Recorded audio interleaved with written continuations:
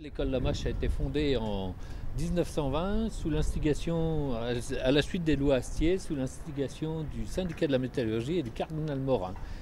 Cette mission a été confiée au père Lamache, d'où le nom de notre école. Cette école professionnelle et technologique créée en 1920 est arrivée dans ces locaux-là en 1934 et comme vous le voyez, elle a encore beaucoup évolué.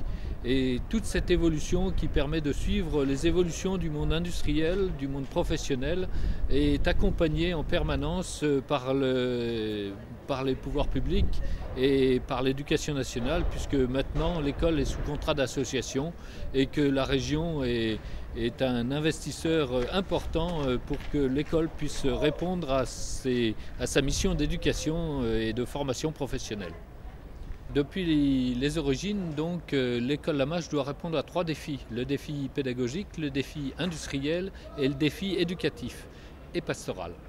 Le défi pédagogique, l'école Lamache a une particularité. Elle accueille tous ces jeunes en professionnel pour les amener à la formation technologique. Depuis les origines, donc, le père Lamache avait voulu cette complémentarité dans la formation, et nous formons à la fois aux professionnels et aux technologiques et maintenant aux supérieurs professionnels, puisque l'école Lamache forme des techniciens qui, dans l'industrie aujourd'hui, ont besoin d'un niveau Bac plus 2, Bac plus 3, voire de niveau master.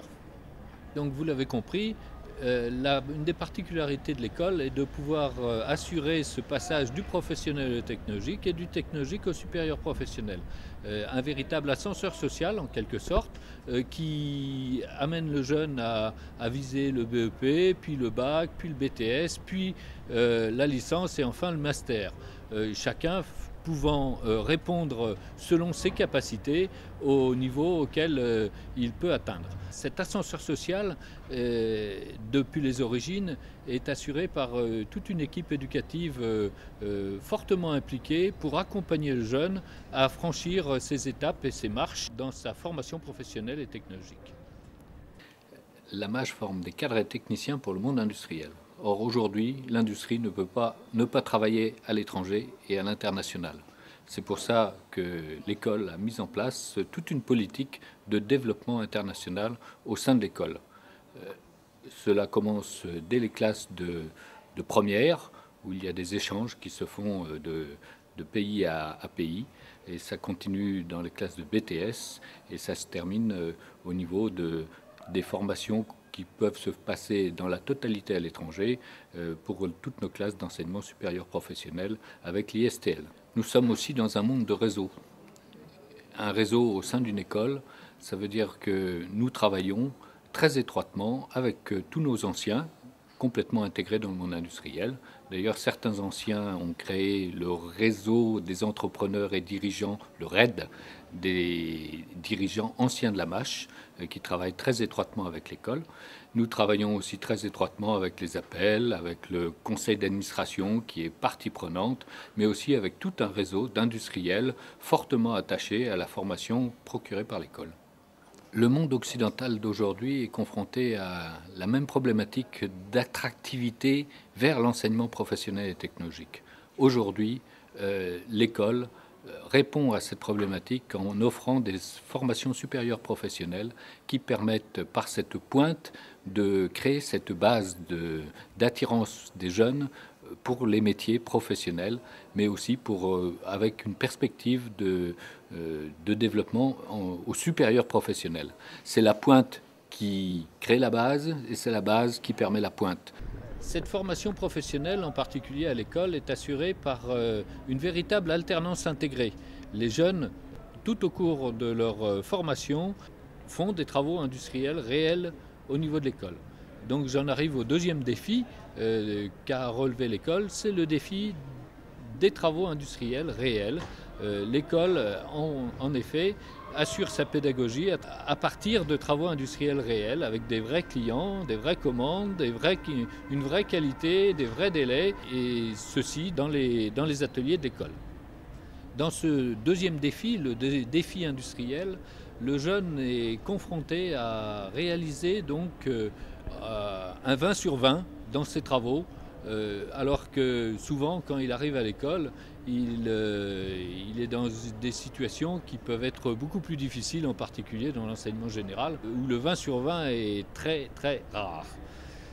Formation professionnelle, mais aussi formation technologique en particulier, qui est appuyée par une plateforme technologique qui a été créée, une structure indépendante, dépendante de deux écoles, l'ECAM, l'École catholique d'art et métiers, et l'école Lamache, pour lequel cette plateforme assure des transferts de technologie des écoles vers l'entreprise et réciproquement des entreprises vers l'école.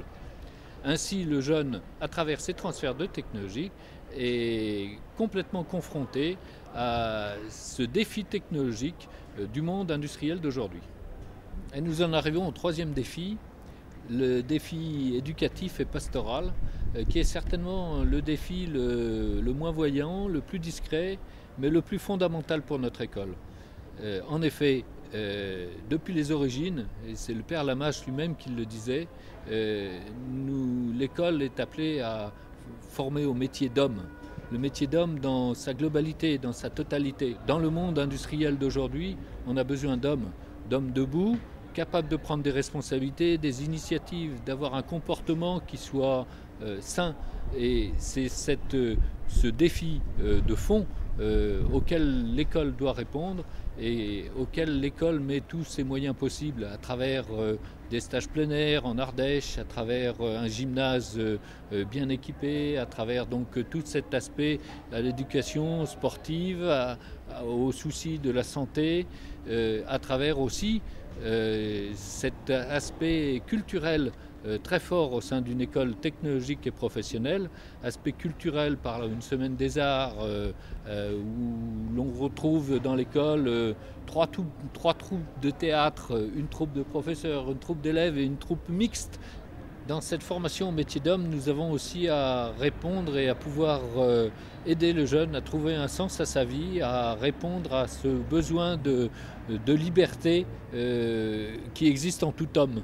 Et c'est le rôle de la formation humaine et chrétienne en particulier, et de l'aumônerie, qui ont une action assez importante au sein de l'école, en tout cas en termes de présence, de manière à permettre à chacun de grandir dans ce qui fait le fond de notre métier d'homme.